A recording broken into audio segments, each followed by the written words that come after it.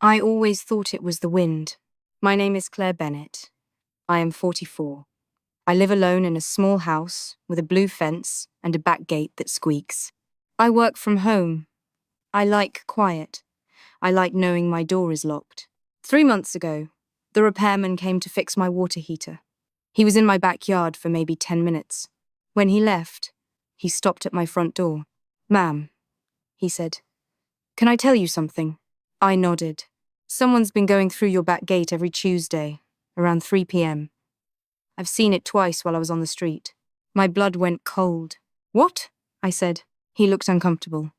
"Didn't want to scare you, but the latch was loose, and there were footprints in the dirt. Same time, same day." He left.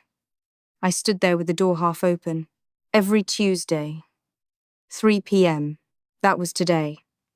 It was 2:47 p.m. I didn't tell anyone. I didn't call the police. Not yet. Because part of me thought, maybe I was forgetting. Maybe I left it open. Maybe it was nothing. But what I didn't know that day was that someone had been watching me for months. That night, I couldn't sleep. At 2:59 p.m. the next Tuesday, I sat in my kitchen with the lights off, staring at the back door. Nothing happened.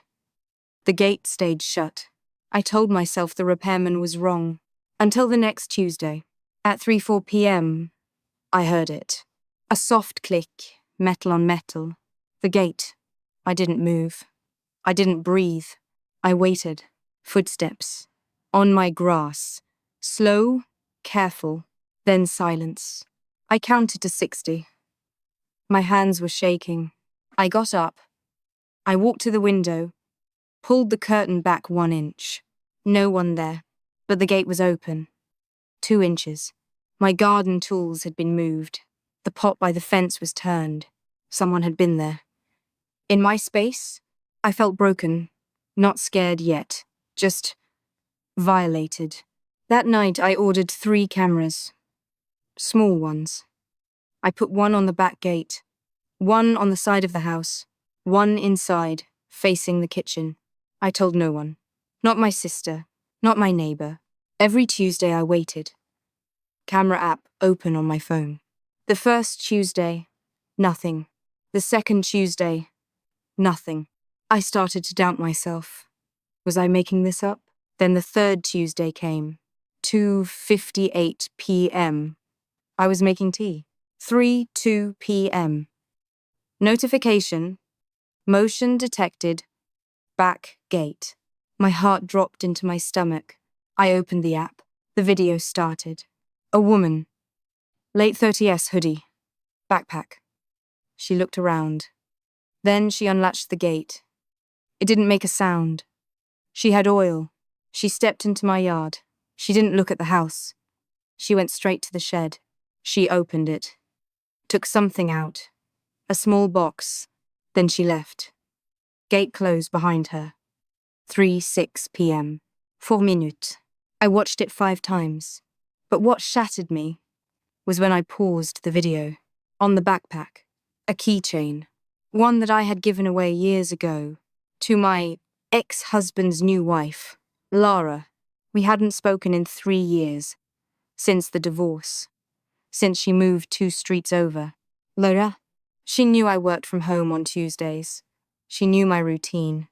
She knew about the shed. I called the police. I showed them the video. They said, no forced entry, no theft yet. Keep recording. So I did. For 2 more weeks, I watched. Every Tuesday. 3:02 p.m. Lara. Sometimes she took nothing. Sometimes she just stood in my yard, like she was checking if I was home. I started sleeping with my phone under my pillow. I started flinching at every sound. I went from confusion to anger, to something colder. They weren't just using my gate. They were using my life to time it. On the 6th Tuesday, I didn't hide. At 2:55 p.m., I walked outside. I sat on my back steps, camera rolling. 3:02 p.m. The gate clicked. Lara froze when she saw me. Claire? Lara, I said. Every Tuesday. Her face went pale. I can explain. Can you? I said. Explain the camera footage. Explain the keychain. She dropped the box. It's not what you think. Then what is it? I asked. She started crying. I lost my job. I was taking your garden tools to pawn. And sometimes I needed to feel like I still had a place. Your house was always safe. I didn't feel sorry. I felt exposed. You didn't need a place, I said. You needed help, and you chose to steal it from me. I didn't yell. I called the police. Right there. They took a statement. They took the footage.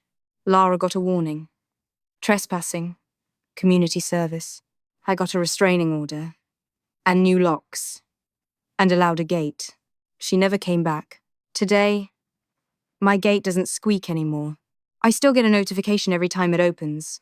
But now it's me. Or my sister. Or the mailman. I learned something sitting on those steps. A secret only works in the dark. Bring a light, and everything changes. I thought the betrayal was someone in my yard. The real betrayal was how long I let fear keep me silent. Now I don't wait. I watch. I record. I speak. And every Tuesday at 3 p.m., I make tea. And I drink it. On my steps. In my yard. Because it's mine.